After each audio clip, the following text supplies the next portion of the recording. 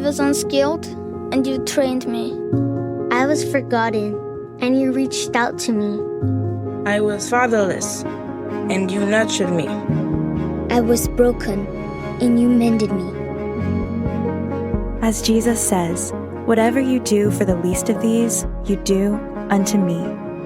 Support a child in his name through Compassion International at compassion.com/unto me. Pacifico is a Mexican lager brewed to be discovered. It's like fresh tracks on a powder day. Like that uncharted trail a stone's throw away. Like the perfect wave on a sunny day. Pacifico, find your own way. 21 plus, drink responsibly. Imported by Crown Imports, Chicago, Illinois.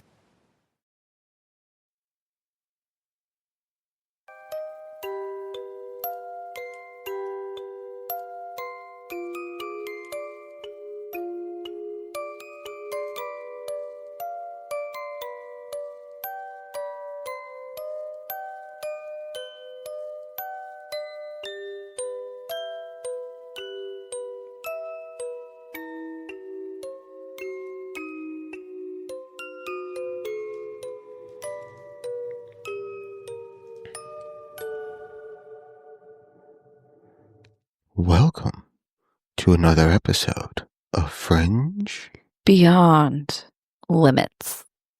I'm telling you, this feels fantastic. You need to make a different noise. Do you want me to- Is that better? I love it. All right. Feels good. Good. Great. Somebody said I made him feel good. That's great. At least you got one person there. That's a win. So, all right. So, what's going on, ladies? What do we got? Nothing. Nothing. Nada. I have a question. When you say nada, do you think you're speaking a different language? No. No. No. Because you are. Oh, yeah. Then it's my own language. Who cares? Okay. Let's just cut off the language train. And all right. So, how was everyone's week? Pretty good. Yeah. Yeah. Any new stories? Exciting things? Yeah. All the things. I had a couple of nights to myself because my husband was away on conference. Oh, another conference. So it was nice. Yeah. A peace-sniffing conference? Yeah. In a way. Interesting. Right. I mean, it's about So, forensics and toxicology. do they just get in a big circle and just golden shower each other? Pretty much. All right. I was jealous of him, though, because he got to see Jeffrey 'Cause he got Dahmer a crime golden- scene photos. Oh. Oh, wow. Yeah.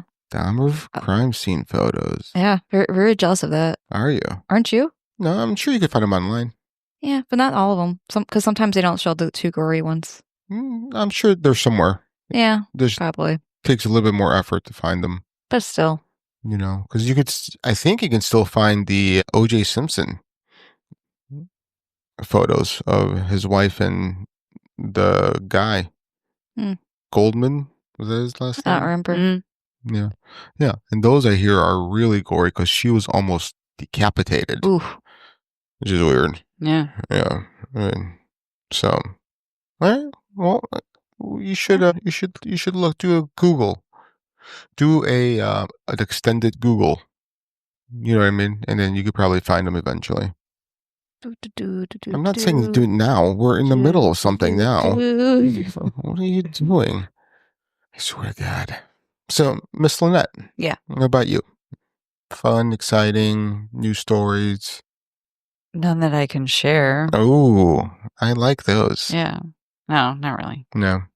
No more friends eating boneless chicken wings. She's my special friend. Is she? We always have the best stories about her. Yeah. Yeah. That's great. Yeah. Yeah, She laughs about it. Like she's Yeah, not yeah. she's not offended. She Right. thinks it's equally as funny. Yeah, that's good. So you got a friend that does that, and another friend that puts ketchup on the spaghetti. Yeah. Yeah. What's wrong with your friends? Not really friends if you put ketchup on spaghetti noodles. I would never consider something like that a friend. You're the antithesis of my friendship. Yes. So, all right. Well, What about you? Anything? fun. Any adventures? Well, I went to this holistic and psychic fair, Yeah. and Dianetics was there. Oh. Yeah, and I was mean to them. My husband almost got sucked in. Yeah, I saved Brian from a cult, the Dianetics cult. What? Yeah. You got to tell the story. Well, so we went, and I like to go off on my own sometimes, and they were, lagging behind. No Yeah. big deal. We were each on our own at that point. So as I doing a lap, I come back to where the Dianetics people were, and I saw Brian sitting there with the guy pitching his Spiel. and he was holding the Dianetics book. So I'm like, all right, I'm going to go rescue him. So as I walk up, there was one Dianetics guy, and he looks and goes, "Sir, do you like to read?" I go, "Fuck no." Jeez. And I go and I stand right next to Which Brian. is the truth. Right. I mean, I don't know how. Yeah. So standing next to Brian, and I'm just mean mugging the guy talking. Yeah. And when the guy goes, "Well, sir, would you be interested?" And I grab the book out of Brian's hands, I throw it on the table, and I go, "No, we're not fucking interested." And we walk away. Oh my God. I know they hated me for the rest of the day. Get a business card at least? No. Did Brian? No, but No. Did he give him his number? But I gave him stickers for our podcast and told him to listen. Jeez. I didn't, but it'd been awesome. That would have been awesome. You should have done that. I know I should have. I didn't think about it. Should have. But yeah. So where is the local church, chapter, congregate? I don't know. What do they call it? The local cult meetings? Yeah. I have no idea. Well, obviously they're around here because Well, wasn't yeah. it local? Yeah, there was Yeah. like 6 people. Yeah, there's 6 people working this booth, all wearing Dianetics sweatshirts, like in uniform. Yeah, they're all like twins. It They're was green twinsies. I think you need to explain Dianetics to people who might not know. Oh, Dianetics is basically the book that Scientology pawns off on people, and they pretty much explains everything. So do you remember the commercials back in the 80s? Dianetics. We weren't born in the 80s. Oh, I wasn't born in the 80s. Speak for yourself. I think they even came around in the early 90s, but it was, I remember the big volcano erupting, and then Dianetics by L. Ron Hubbard.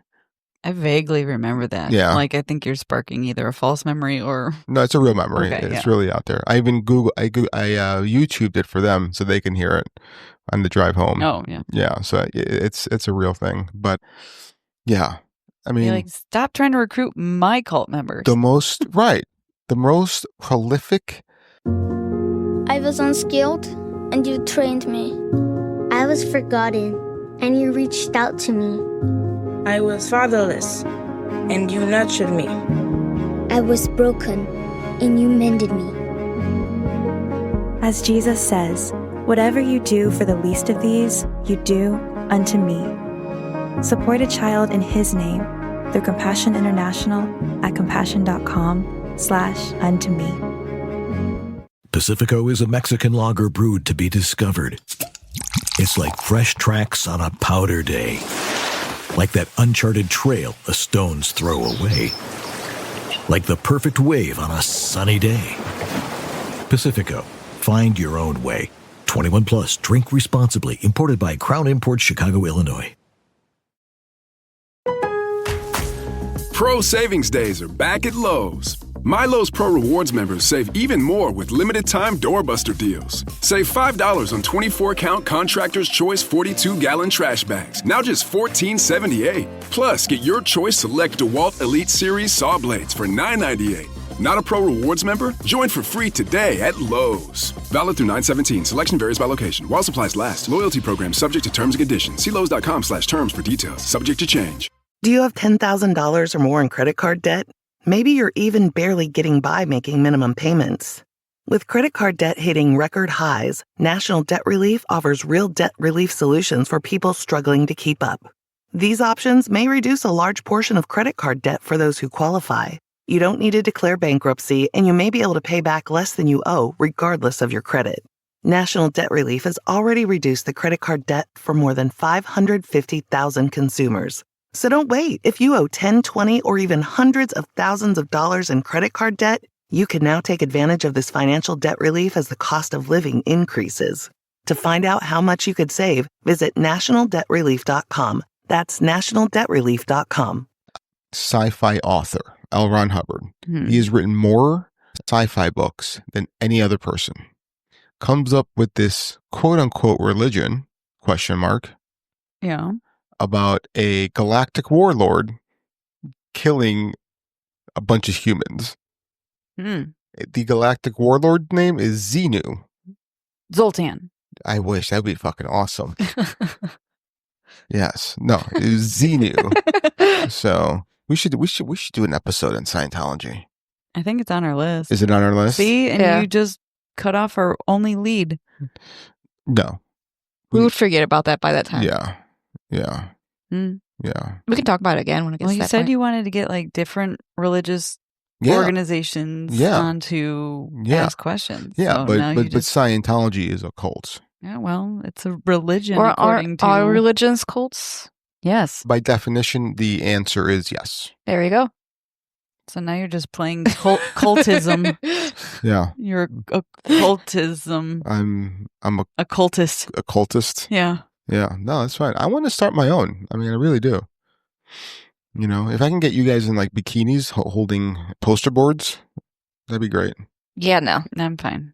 I mean, I need to recruit somehow. I think we'll scare them away. You need to put the bikini on and hold the full support. Yeah. I will wear one with you guys, the three of us.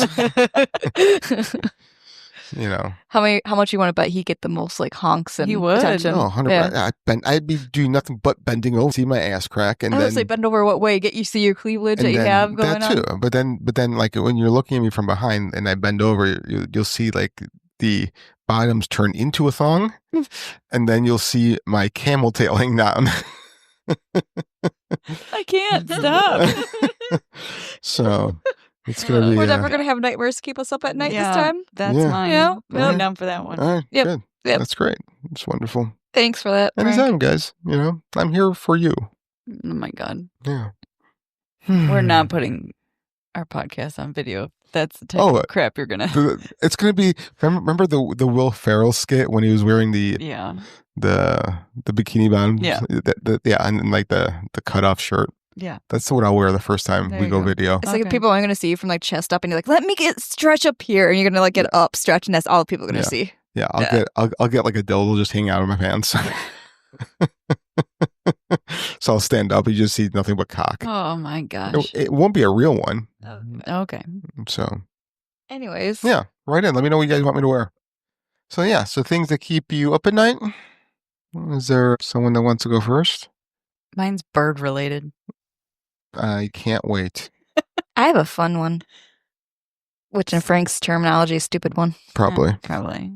So which one do you want to hear first? Oh, I have one just like always. So, I mean, you guys decide if you guys want to be depressed in the beginning or at the end of this segment. Let's sandwich him.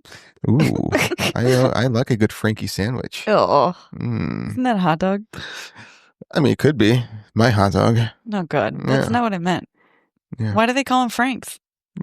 Because we're footlongs. That's Subway. Oh, sorry. Yeah. Eat fresh. Thanks. All right, let's talk about the birdemic. Okay. Yeah. So it's like a two-parter. Okay.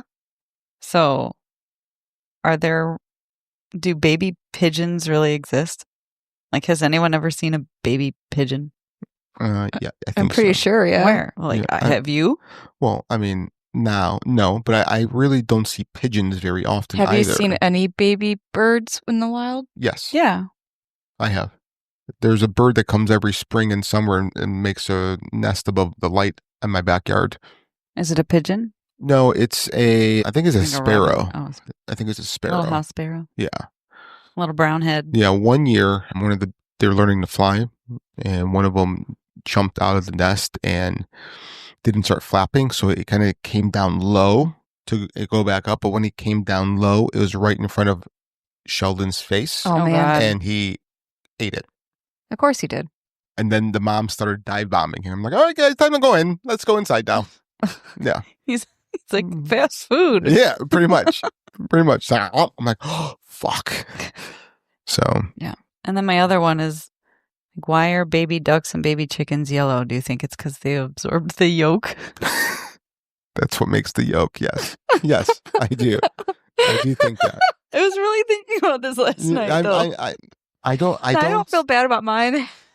Yeah, people should start feeling. You like bad. eggs? I thought maybe you would have thought this. Yes, thought. no, I have not. But yeah, and people out there are now feeling sorry for me with you two. But like baby chicks are yellow. It's gotta be the yolk. It's gotta be it kind of makes sense when she's asking that because like with like flamingos, they're pink because of the shrimp that they eat. Yeah. So I mean, if they're yellow because of the yolk. So what color are baby flamingos? They're white. Are so they? eat. I think they're white. They eat the egg white. White or gray? What are all egg yolks yellow orange? I think so. What color are baby flamingos? Why? Did you ever see a? Why are human eggs not yellow? Oh, they're gray. Baby flamingos.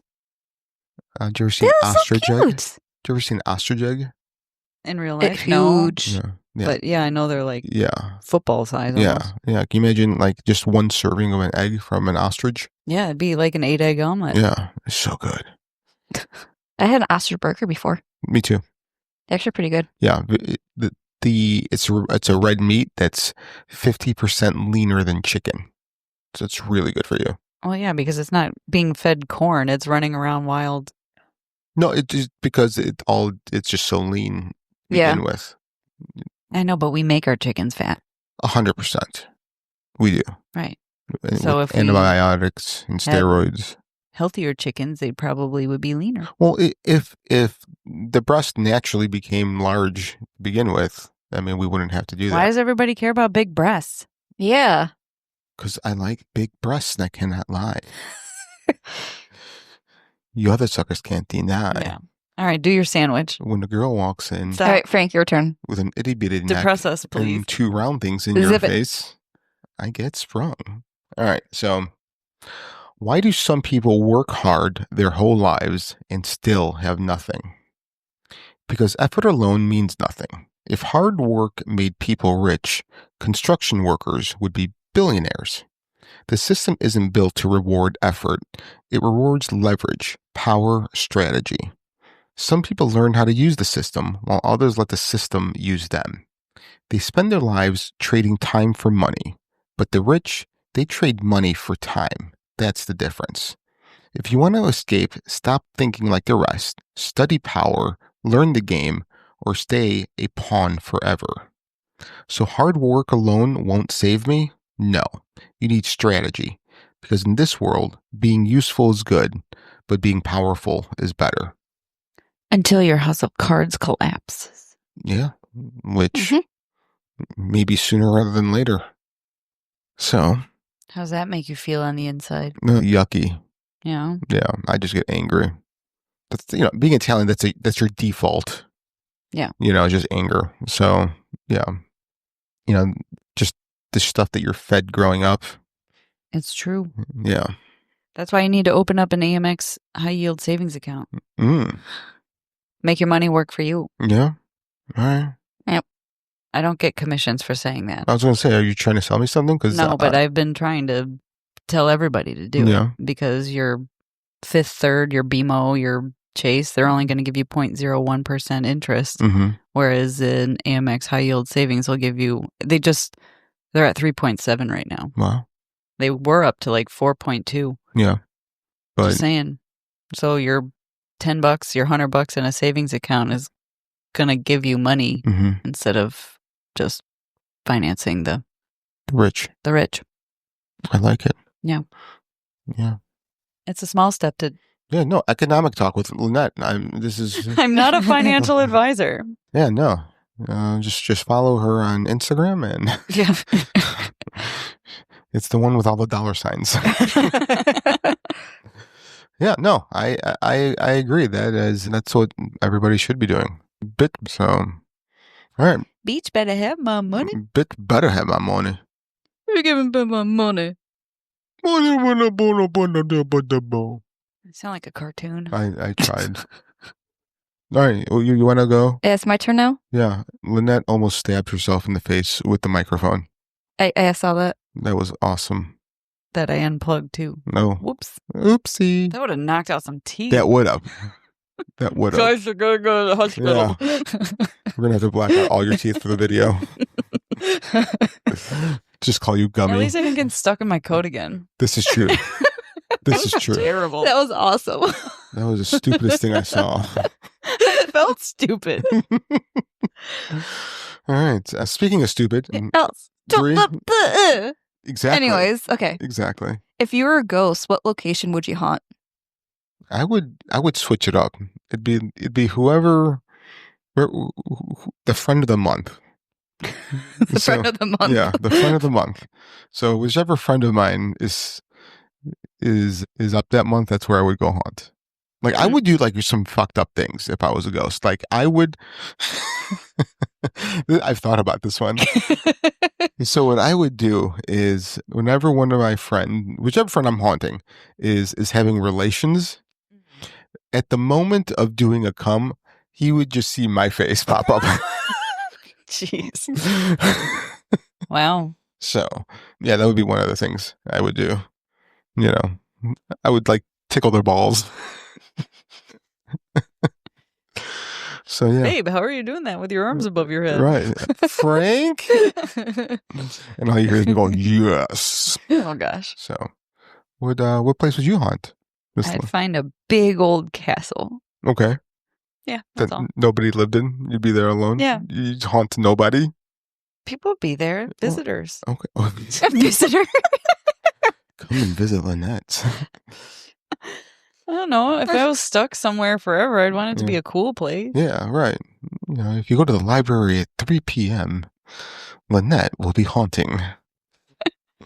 Whatever. Bree? I think for the fun of it, wherever Brian is at a time, just because all the time he annoy me, be nice to haunt him and annoy him for the rest of his life. That's nice. So you plan on dying before him? Hey, if that's the case. If not, good question. I don't know where I would go if he died before me. It's a house falling down? I think so. It just vibrated. The aliens, the ghosts. The Who's ghost. haunting us? Yeah. My mom, your almost like my grandpa told grandfather. me. Yeah. My dad, maybe. That's what it sounded like. Yeah. My dad had some. I thought you farted. Remember that one time we were at the racetrack and you made the whole bench vibrate? And I thought get that it was from an my earthquake? dad's side. Your farts? Yeah. Like they have like thunderous toots? Yeah. That comes from my dad's side. Oh, that's such a nice hand-me-down. Yeah. Yeah. Is that on your genetic code? I think so. Does your ancestry, your 23andMe say have tight assholes? Thunderous tooth? Tight assholes. Yeah. Just an asshole. Yeah. Well, yeah, that's true. That's definitely genetically entwined. Mm-hmm. So we haven't got an answer yet. I think I would be a ghost that visits all the other haunted places and be friends with the other ghost. See how the other half is living? Yeah, pretty much. Will you come visit me in my castle? Yes, you will. I will come visit Frank because he's going to be going around people who are trying to come. Yeah. So I will not be visiting him. Why not? Don't want to be. What if you were at like a brothel and your face just like shows up in like 100 people's? That would be amazing. I'm going to do that now. That was my idea. You have to pay me royalties so I could pay for my castle. in the afterlife? So I could pay for my castle. Yeah. I'll need more than the 2 coins on my eyes. Yeah. All right. So that was weird. Yeah. You know. I like it. Never promised to be normal. No, I like weird. I like weird. I'm just saying that was. All right. So what are we talking about today? Do you guys know? The Banshee! The fuck was that? You just blew some eardrums. I was trying to be like a weeping banshee. A banshee? Yeah. What's a banshee? A banshee is like from Irish folklore. Never met her. Oh, we'll read about her. All right. Yeah. So let's jump into banshees. Have you ever heard a cry in the night so chilling it seemed to pierce your soul? In Irish folklore, that wailing may not be just the wind. It could be the banshee, a mysterious spirit known for foretelling death with her haunting lament. Cloaked in sorrow and legend, the banshee has haunted the edges of Irish mythology for centuries. For eerie presence both feared and revered as a harbinger from the other world. Throughout the rich tapestry of Irish folklore, few figures are as hauntingly iconic as the Banshee, leprechauns. I was just going to say that. Often described as a spectral woman whose mournful wail foretells death, the Banshee has long captured the imagination and fear of those familiar with the Celtic myth. Far more than a simple ghost story, she embodies deep cultural beliefs about mortality, mourning, and the unseen force that shape human life. Whether viewed as a supernatural messenger, a symbolic expression of communal grief, or a lingering echo of ancient goddess traditions, the Banshee remains a powerful figure whose cry continues to resonate through generations of storytelling and tradition. And see you next week, folks. Yeah. There's more? Yeah. Okay.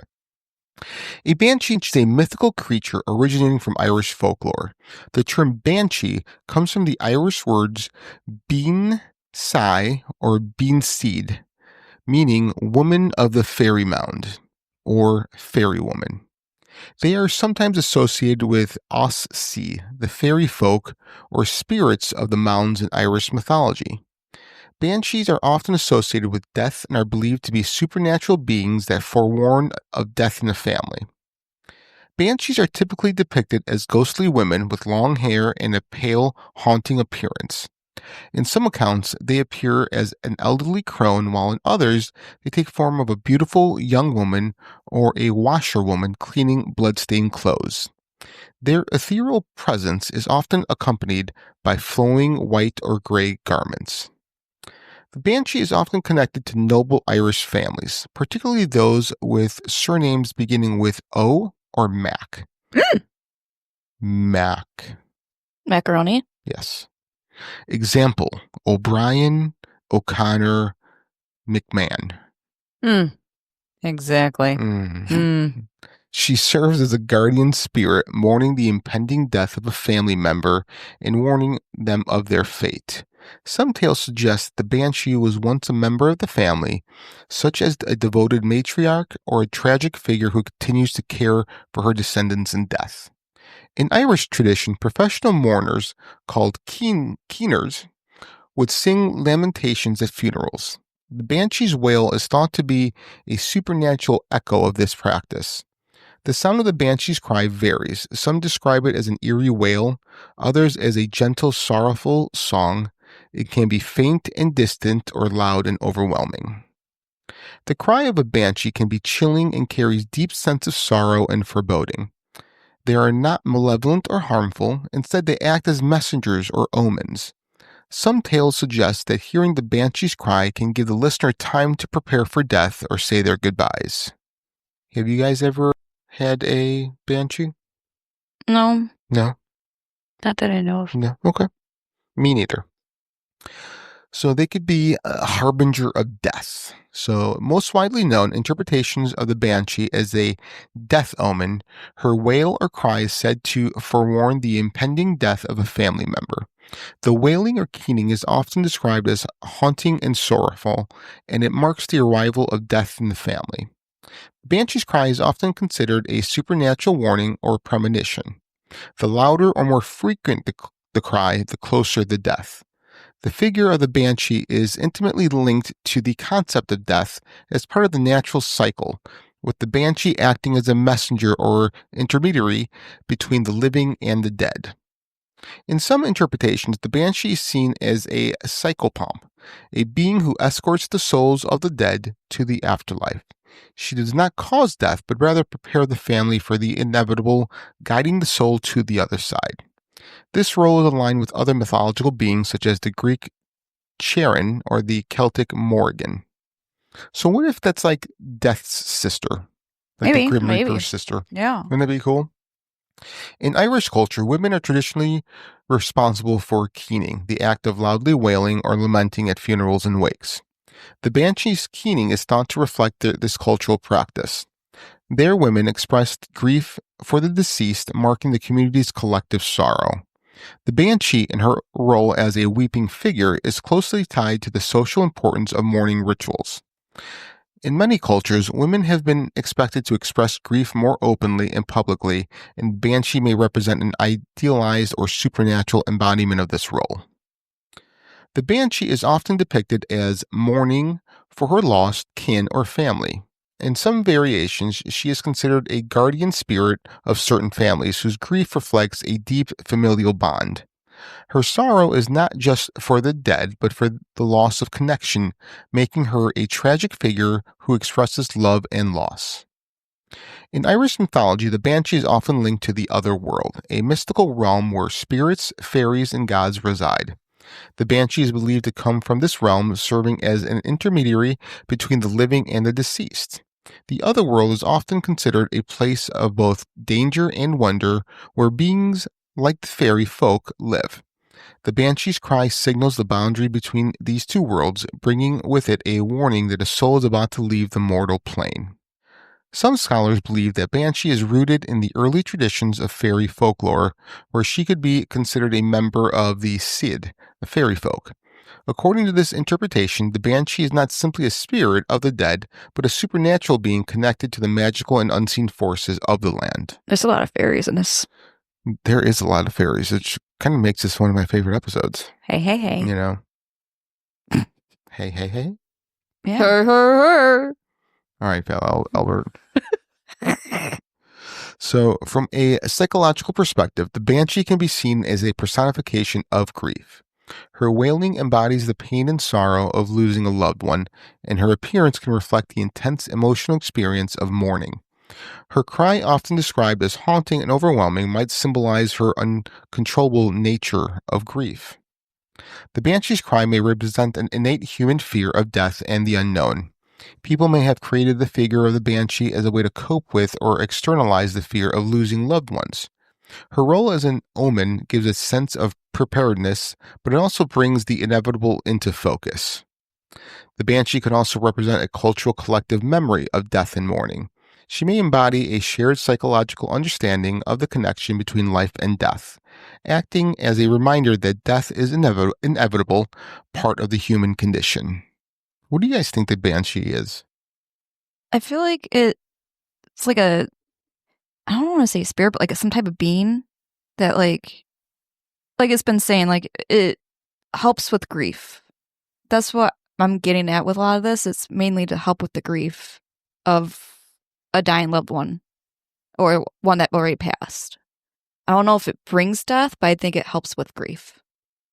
Okay. Miss Lynette, do you have opinion? Should be like brief. Nope. That's fine.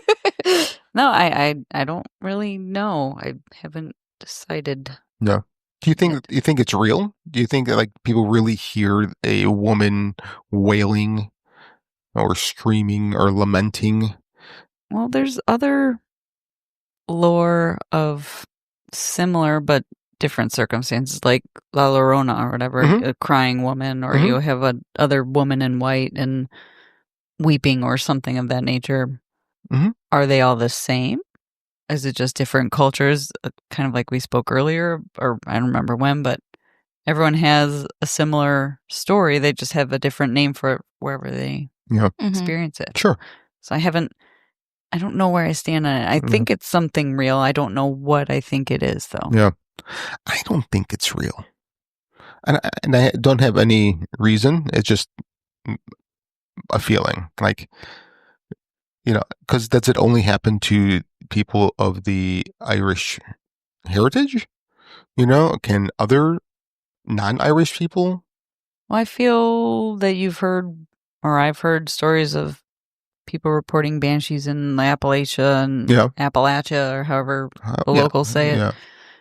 But I don't know if they give it that name. Do they say that name? I don't know. I don't know. Like I think I've heard of a woman screaming, but that's just because she's being attacked by Bigfoot. Oh yeah, usually. Okay, that makes sense. Yeah. So I don't know. I don't know where I stand on this one, but we'll see if my mind. Maybe your mind will change as we progress. Yeah, I was gonna say maybe I change my mind towards the end. Maybe. So free your mind. That was her this time, not me. Yay! And the rest will follow. Keep going, Frank. And read that passage. All right.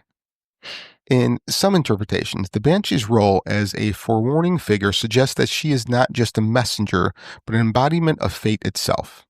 Her appearance signals that death is preordained and that it cannot be avoided. The Banshee's wail marks the moment when destiny has been sealed and the time for one's passing has arrived. This perspective is particularly evident in Celtic mythology, where destiny and the forces of fate are often personified as uncontrollable natural forces. The Banshee may represent the inescapability of fate, where death is part of the natural flow of life.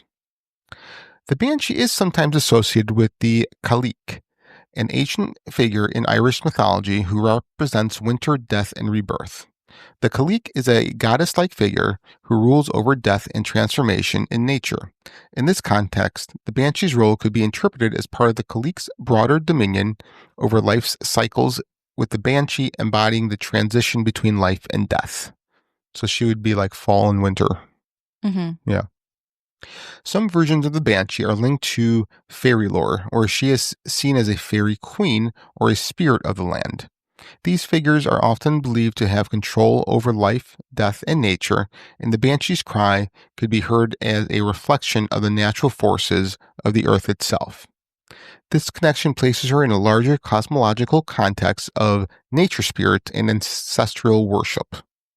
I think I'm liking that. Yeah. That kind of definition right now. Okay. The Banshee is often described as a woman, which connects her to a feminine archetype of mourning, nurturing, and intuition. In this sense, the Banshee may represent the feminine divine, a figure who governs the mysteries of life and death.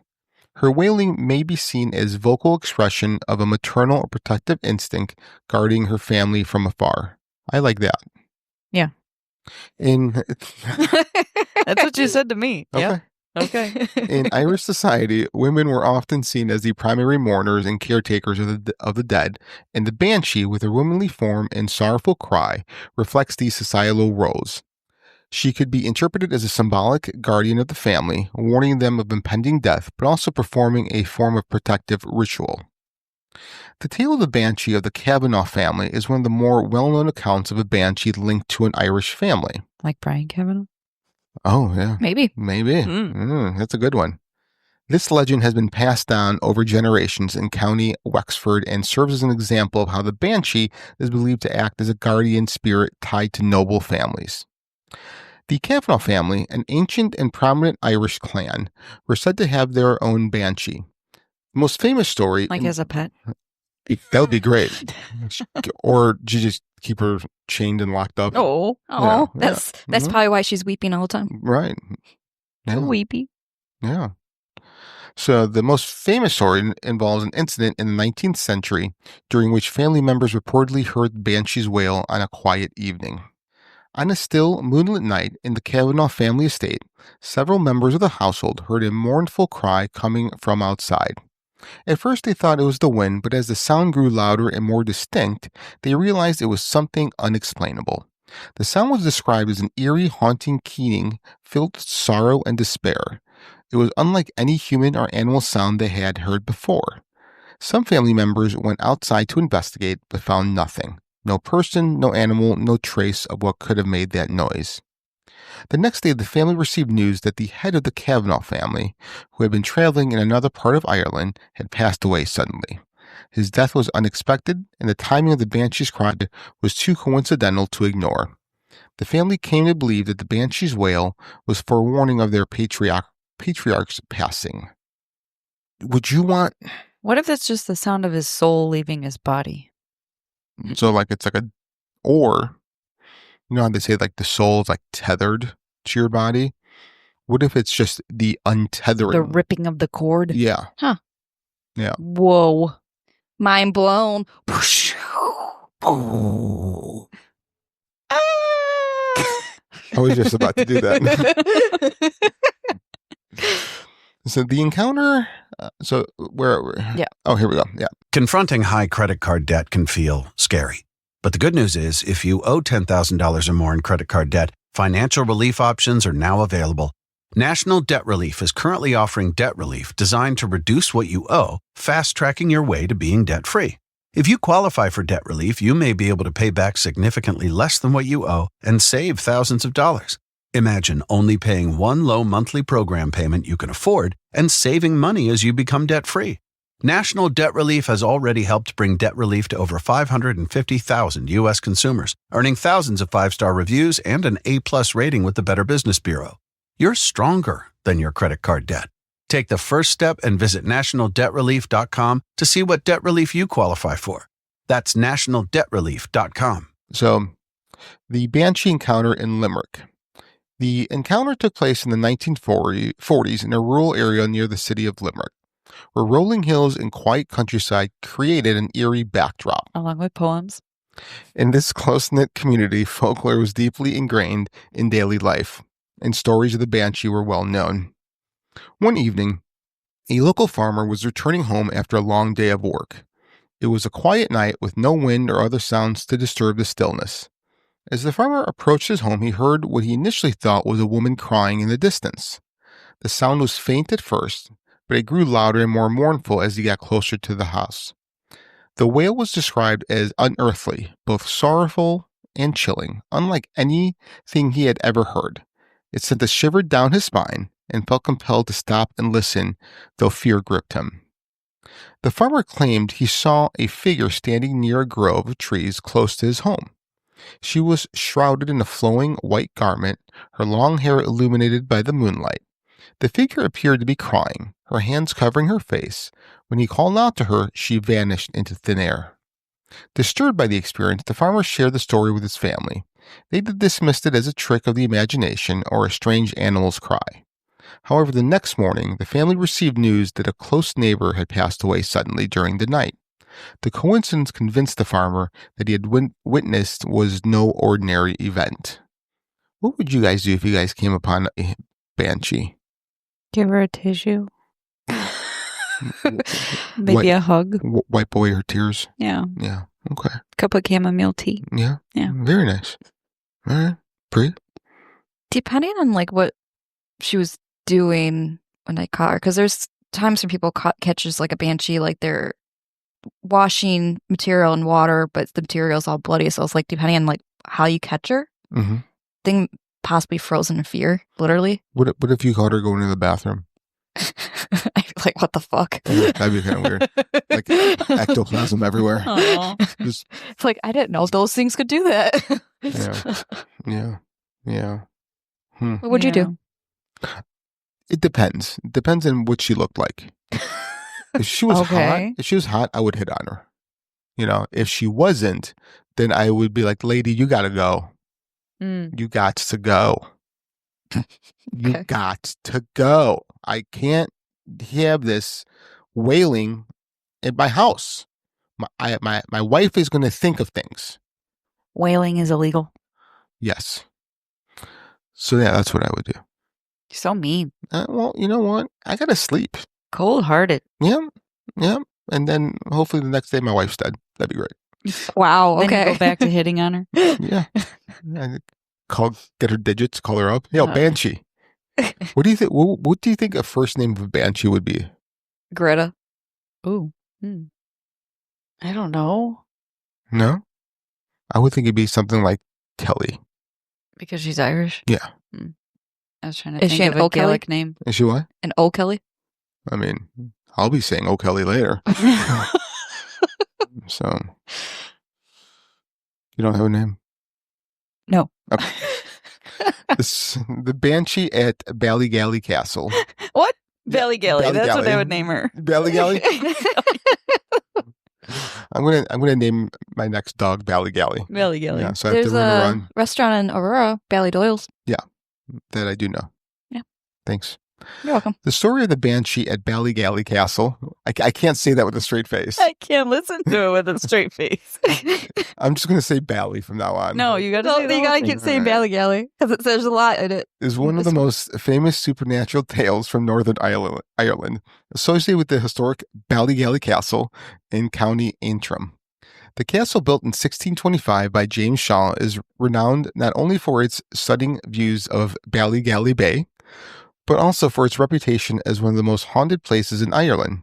Among its many ghostly legends, the Banshee tale stands out as a chilling example of Irish folklore.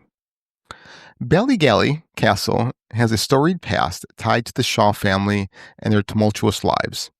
Over the centuries, it served as a family home, a defense structure, and now a hotel. Its thick walls and medieval architecture give it an air of mystery, perfect for tales of the supernatural. Ballygally Castle has a storied past tied to the Shaw family. Oh, it's duplicated. That line was duplicated. All right. On rare occasions, witnesses have reported seeing a spectral figure of a woman in white or gray near the castle's tower. The figure is said to have long flowing hair and a pale, sorrowful expression. Some believe this figure is connected to a banshee, lamenting the loss of life tied to the castle's history. Maybe I'll be a banshee. Ooh, that's hot. If I'm going to haunt a castle, maybe I could be a banshee. You could be. At Ballygally. I was going to ask you, is this the castle you'll haunt? Yeah. I looked it up. It's not that cute. Oh. Because you'll be looking at it from the outside? Although it's a hotel now, so you can... Yeah, I can do my haunting. You can do your haunting. Then we can compare notes at the end of the day. And I'll come visit. Yes, great. Yep. Yeah, can't wait to see you guys in the afterlife. We can do a podcast from that. You know what? I was just about to say that exact same thing. That's funny. Some versions... Polter podcast. Polter... No, it'd be Ban-She podcast. Banshee podcast. Anyways. Some versions of the tale link the Banshee of Lady Isabella Shaw, the wife of Lord James Shaw, the castle's builder. According to legend, Lady Shaw was imprisoned in the tower by her husband after failing to produce a male heir. She either fell or was pushed from the tower window to her death. Her spirit is said to haunt the castle, mourning her tragic fate. Some suggest her wailing cry has been mistaken for that of the Banshee. What a turd. I know. Right? He should be like... Little did he know it was his fault. It was his fault, yeah. He should be cutting his balls off. Yeah. Stupid. Now a luxury hotel, Ballygally Castle embraces its haunted reputation. The tower room, known as the Ghost Room, is preserved as part of the castle's lore, and guests can visit to learn more about its supernatural stories. The Banshee legend adds a unique touch to the castle's appeal, drawing visitors who are fascinated by Irish folklore and the paranormal. Guest experiences. Hotel guests have reported waking up to the sound of crying or keening only to find no one nearby. Others claim to have felt a cold presence in certain rooms, especially in the older parts of the castle. Staff members have shared stories of feeling a light touch on their shoulder or hearing footsteps when no one else was around. These incidents are often attributed to the castle's Banshee or Lady Shaw's restless spirit. Do you guys want to Restless go? leg syndrome? Restless leg syndrome, yeah. Yeah, so I think our first international ghost hunt will be at Ballygally. Ballygally. Yeah. In the early 20th century, the O'Brien family lived in a rural part of County Clare in a small village surrounded by rolling hills and thick forests. The family was part of an old Irish lineage, and like many prominent clans, they were said to have a banshee who watched over them. One foggy evening, several members of the O'Brien family were gathered around the hearth in their modest farmhouse. The quiet of the evening was interrupted by an unusual sound, a faint, mournful cry that seemed to echo through the hills. Forlorn. At first, the family dismissed the sound as the wind, but as it grew louder and more distinct, they realized it was unlike anything they had heard before. Just like you dismiss me as the noise of the wind. Keep going. The cry was haunting and sorrowful, resembling the keening of a grieving woman. It seemed to come from just outside the house, moving closer and then fading into the distance. The older members of the family immediately recognized the sound as a cry of a banshee, which was considered both a warning and a mourning for an impending death. Despite the unsettling experience, the family stayed indoors, believing it was unwise to disturb the banshee or seek her out. The next morning, the family received a telegram informing them that a relative living in another part of Ireland had passed away during the night. The timing of the death coincided with the banshee's cries, convincing the family that the spirit had come to warn them. So, I would love to know if anyone's reported the Banshee before a death. You know what I mean? Like I feel as though these are all tellings of after the death happened. It's kind of like Mothman. People report after the incident. Right, but yeah. I want to know. No, in Mothman, they all reported before the collapse of the bridge. I thought it was after, like once the bridge collapsed, they're like, oh, but we saw this. No. I always thought it was after. Yeah, no, because the first sighting, I believe, was a car of teenagers at the abandoned dynamite factory. Dynamite. And they were like fleeing it, going like 90 miles an hour, and it was keeping up with them. And they went right to the police station to report it. So, okay. Yeah, that's that. Why do you look sad? Forlorn. I don't know what she's talking about. Are you drunk? I'm high on life. All right. Water. And that's not water. I'm overhydrated. You're drowning. I'm drowning in a sea of sorrows. The story of a Dublin family's experience is another eerie example of the Banshee's role as a harbinger of death, and it stands as a more modern encounter compared to many of the older Irish folklore tales. This particular account dates back to the 1960s and takes place in Dublin, the capital of Ireland, a city that is not only rich in history but also steeped in its own share of ghost stories and supernatural legends. And lots of pubs. Lots of pubs. The O'Connor family, a typical Dublin family, lived in a modest home in one of the city's older neighborhoods. Dublin, known for its lively streets and historic buildings, also carries with it deep connection to ancient Irish traditions and myths. The family, though not particularly inclined to believe in the supernatural, had grown up hearing stories about banshees and other Irish spirits. It was a chilly autumn evening when the O'Connor family first heard the wailing sound. The family had just finished dinner and were preparing for bed when they suddenly became aware of a mournful cry echoing through the night. The sound seemed to come from outside the house, but it was unlike anything they had ever heard before. It wasn't the cry of an animal, nor was it the sound of a person. It was a high-pitched and sorrowful, a wail that seemed to come from great distance, but was chillingly clear. The next evening, the family was once again startled by the same wailing cry. This time it was even louder and closer. The cry seemed to come from the direction of a nearby graveyard, a place often associated with local folklore. One of the younger children was particularly disturbed by the noise, and the family became concerned. They even tried to explain the sound away, attributing it to some natural source, but the mournful tone continued to unsettle them. On the third night, the wailing cry seemed to come directly from the street outside their front door. It was unmistakable, and the family was shaken by the intensity of the sound. At this point, they couldn't dismiss the occurrence as mere coincidence. After hearing the wail a third time, the family felt a sense of foreboding and began to wonder if there was something more to it. The next morning, they received devastating news that the family's grandmother, who had been living in a nursing home, had passed away during the night.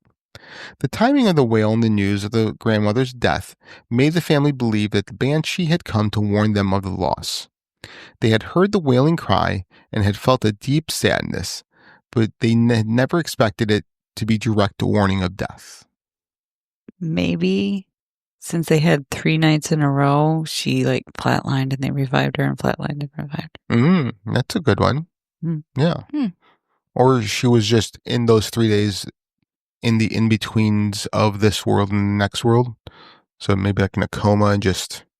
Caught in the in-between. She's in between the veil. She was the veil. Oh. Like tug of war on either side of the veil. Yeah.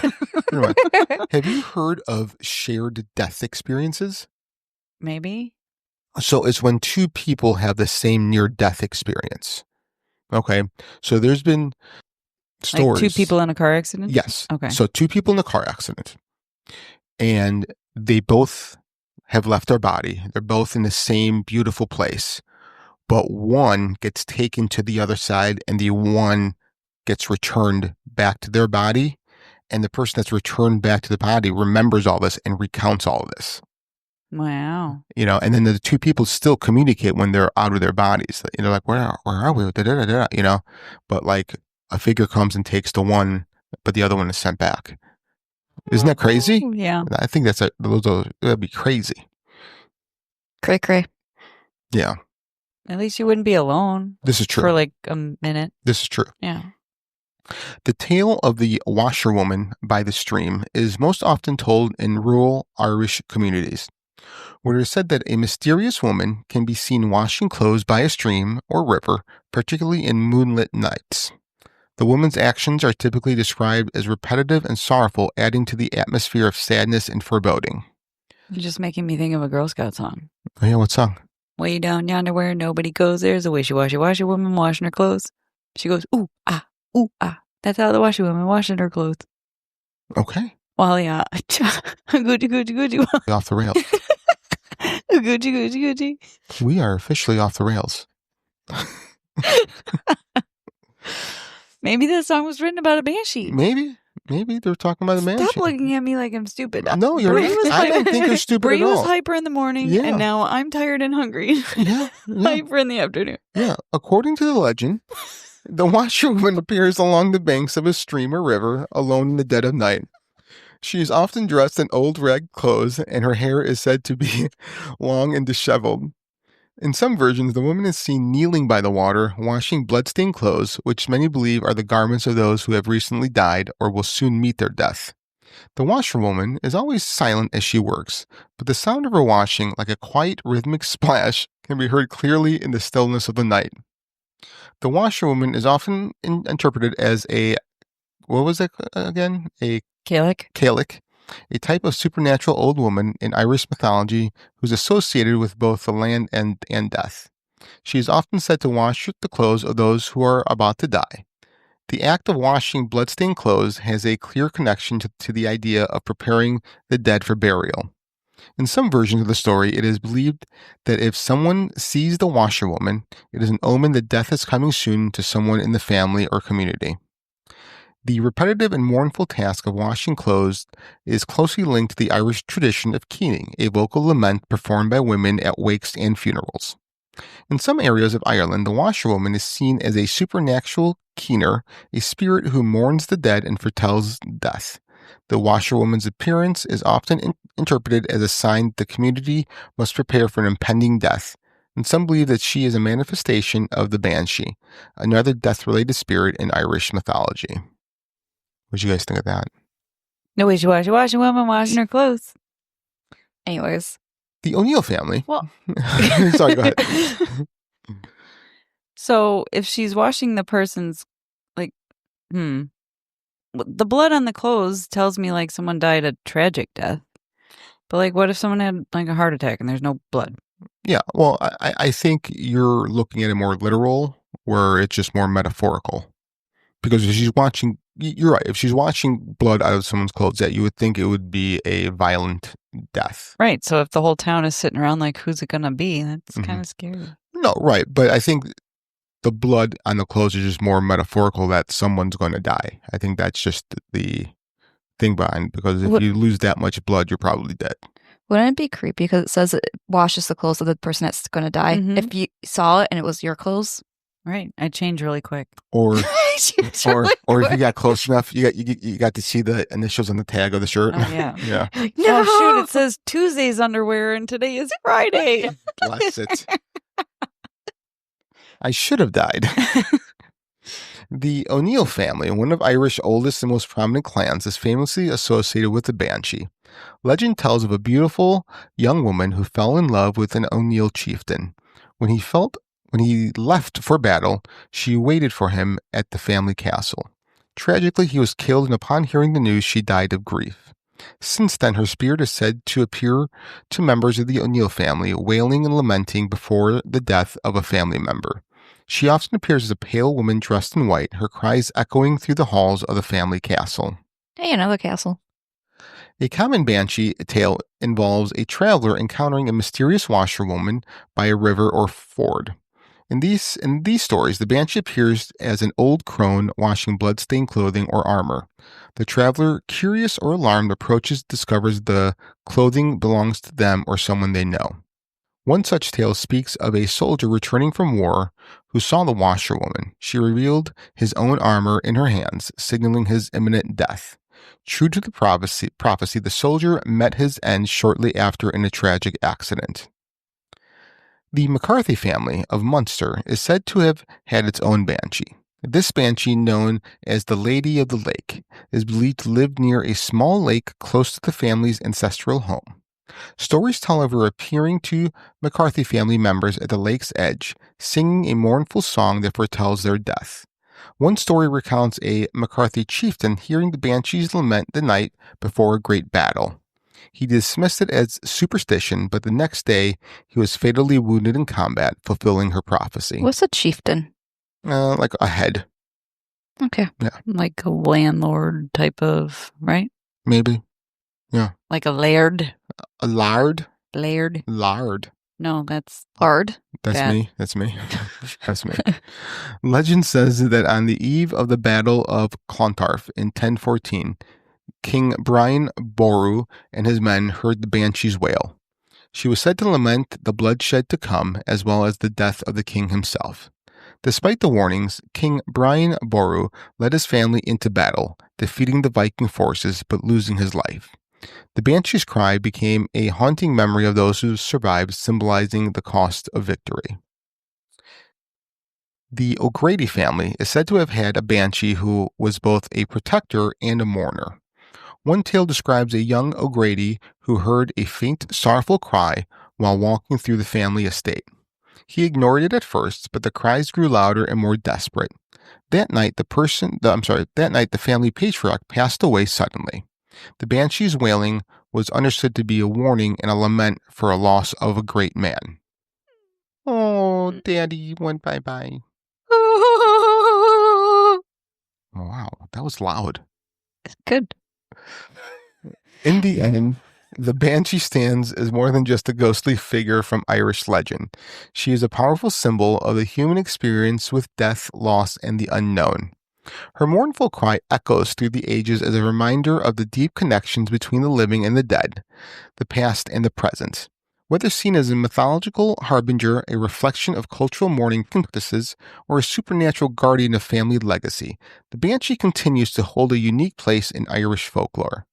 Her enduring presence speaks to the way stories shape our understanding of life's most profound moments, and how even in sorrow there is meaning and mystery. I want to add one thing I forgot to add about the banshee-ness. There's also this symbolic of the comb, like a hair comb. It's said to, like, when you see like a comb, like usually it's like a silver, it means that death is coming and that you shouldn't touch it. You shouldn't do anything with it. That's cool. Yeah.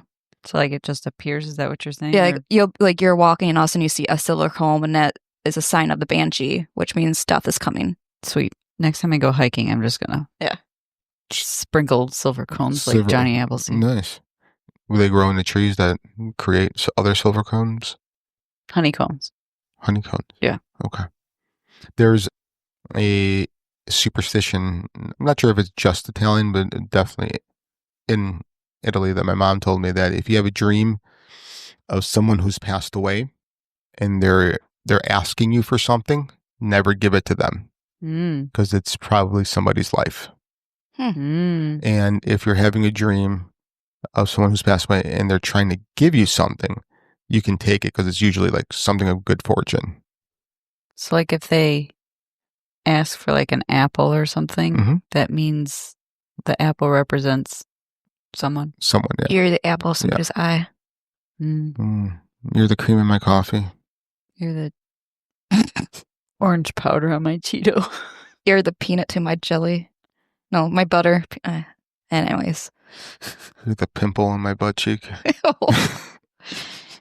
I was going to ask, Lynette, you're part Irish, right? Mm-hmm. Do you have a banshee? I mean, I've always called it a guardian angel when I've had someone come visit me to tell me of people passing in my life. But they didn't scream or cry. Were they washing clothes? They weren't washing clothes. So maybe it was the Italian side because they were the Italian relatives that passed. Maybe. Still waiting on those Irish ones. Sorry.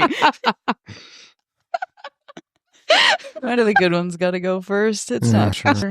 Yeah, that's true. That's true. Can we edit that? No.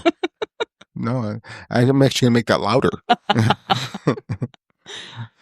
All right. No, but I have the Mac in the last name, so I don't You know. You do got the Mac in the last name. Yep. Mac Attack. Mac Attack. So, what are your final thoughts? I think she's is more like a symbol of death and mourning. A symbol? Yeah, like a symbol, like. Yeah, no, I got it. I'm just repeating what you said. That's all. Yeah. Okay. When you repeat, make you question myself. I don't like it. I know. You don't like it? Fuck you. Fuck me? What about you, Miss Lynette? No, I definitely like the analogy of like the archetype type of thing and the correlation between the ending of seasons. And so I kind of agree with Bree on the terms of like a symbol or a concept or a construct. Maybe less an actual entity, but something that carries some sort of resonance. But But maybe, who knows? I mean, if someone is passing away and we perceive this person, this entity or something, maybe we're just tapping into a different wavelength that allows us to recognize that a change is coming. Does that make sense? Yeah. It's the same thing as having a death visit, right? When someone, passes away and they visit you in a dream that same day, or you see them, right? Right. Yeah, it's the same thing. I think it's just represented in the way that their culture is set up. Maybe that's what it is. It's just you perceive it how you were raised and the traditions you carry. So so maybe it's real. See, I almost changed my mind. There you go. I came 90 degrees. There you go. So 98 degrees. I was just gonna ask that. I'm gonna just end the podcast. Okay. So, like the whole thing? Yeah. Okay. Yeah, like cool. done. All right. So bye guys. It was nice knowing everyone. Thanks for listening. Yeah. Yeah. So anyway, my name is Frank. My name is Bree. My name is Lynette, the wishy-washy woman. And you've been listening to Fringe Beyond